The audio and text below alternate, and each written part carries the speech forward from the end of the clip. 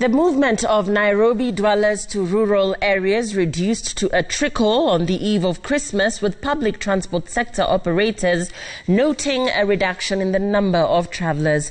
Transporters have reported low business at a time when traditionally demand for road transport is always high as Kenyans travel upcountry and to the coast for festivities. Despite this, Kenya Railways has increased the number of trains plying the Nairobi-Nanyuki route to meet the holiday rush ahead of Christmas and New Year celebrations. Faisal Ahmed has more on this story. There are few travellers at bus parks that usually experience a flood of city residents keen on retreating to their rural homes to celebrate Christmas. Unlike previous years where bus stops were flooded with travellers making last-minute attempts to go to various destinations to enjoy festivities with family and friends, this year things are different.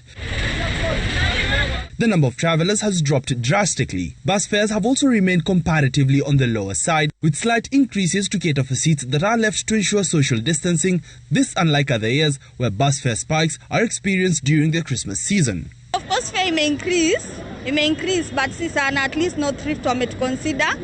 That is why to go up a crowded doing because at least fare iko poa kiasi. Kwa chini kabisa, kwa chini. Watu wanakatiwa 2000 wanaogopa hii corona imemaliza kila kitu. Hakuna watu 2000 watu wanaogopa, lakini corona imemaliza kila kitu. Hakuna watu vile walikuwa watu wengi ati watu gari ziko hapa mingi. Mpaka hata biashara ishaharibika sana.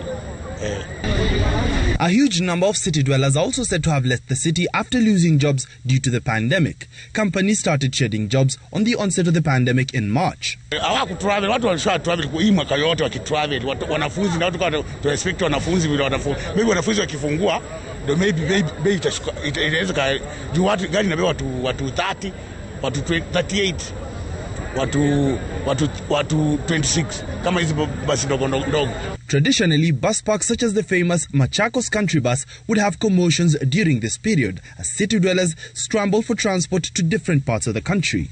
However, Kenya Railways has increased the number of trains plying the Nairobi-Nanyuki route to meet the holiday rush ahead of Christmas and New Year celebrations. The corporation will run another train on Christmas Day from Nairobi to Nanyuki to cater for the high demand witnessed this morning at the central station. The train was at full capacity, necessitating the corporation to transport the remaining passengers by Nairobi commuter rail buses. Kenya Railway says that the fares will remain the same, with a complete trip going for 200 shillings on the economy class and 1,000 shillings for business class.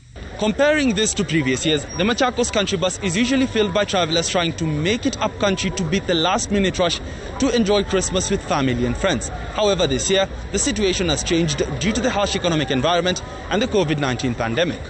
Faisal Ahmed, Citizen TV, Nairobi.